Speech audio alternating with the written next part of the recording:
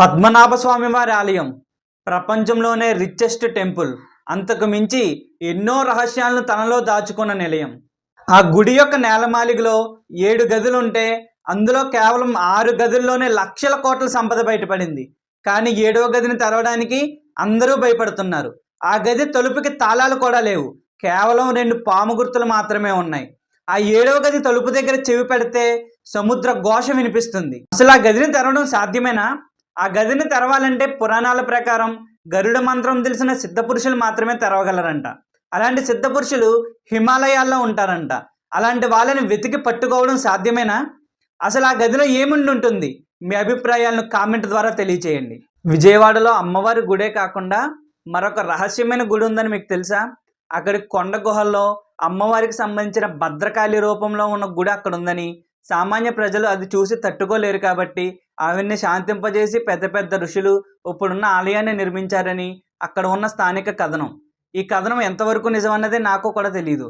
మీకు దీనికి సంబంధించిన విషయాలు ఏమైనా తెలిస్తే కామెంట్లో కామెంట్ చేయండి. భోగి మంటలు వెనుకున్న సైంటిఫిక్ రీజన్ని తెలుసుకోండి. భోగి మంటల్లో మనం కేవలం ఆవు పేడతో చేసిన పిడకలు మరియు జమ్మి చెట్టు యొక్క కర్రలు మాత్రమే వాడాలి. చలికాలంలో బ్యాక్టీరియాలు విపరీతంగా వ్యాపిస్తాయి. వీటి వల్ల వచ్చే పొగ ఆ బ్యాక్టీరియాలను చంపేస్తుంది. అంతేకాకుండా మనలో ఉన్న అహంకారాన్ని, చెడు ఆలోచనలు భోగి మంటలో వేసి నూతన మనిషిగా మనం మార్పు చెందడమే భోగి యొక్క అంతరార్థం. సంక్రాంతి అంటే కోడిపందాలు, గాలిపటాలే కాదు స్వాములు.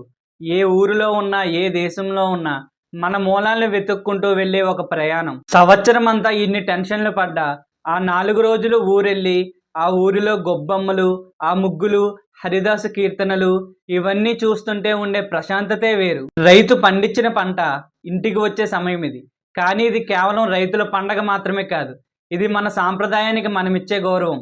కొత్త బట్టల కంటే అసలైన పాత జ్ఞాపకాలు కలిసే రోజే సంక్రాంతి. పురాణాల ప్రకారం శ్రీకృష్ణుడు గోవర్ధనగిరిని ఎత్తి గోవులను, గోపాలకులను రక్షించిన రోజే కనుమ. అందుకనే ఈరోజు రైతులు తమకు అండదండలుగా ఉండే ఎద్దులను, గోవులను, గేదెలను దైవాలుగా భావించి పూజిస్తారు. నెగిటివ్ ఎనర్జీ మన ఇంట్లో గొడవలు రావడానికి, మన ఇంట్లో మనశ్శాంతి లేకపోవడానికి గల కారణం మన ఇంట్లో ఉండే నెగిటివ్ ఎనర్జీ. ఈ నెగిటివ్ ఎనర్జీని పోగొట్టడానికి మన పురాణాల్లో చక్కటి పరిష్కారం ఉంది. అదేంటంటే రోజు మనం దీపం వెలిగించుకునే ముందు సాంబ్రాణి వేసి అందులో ఆ పచ్చకర్పూరం వేసి ఆ పొగతో ఇల్లు మొత్తం దీపం పట్టాలి. దాని వలన ఇంట్లో ఉండే నెగిటివ్ ఎనర్జీ పోతుంది. అంతేకాకుండా దాని నుంచి వచ్చే సువాసన లక్ష్మీదేవికి చాలా ఇష్టమైనది.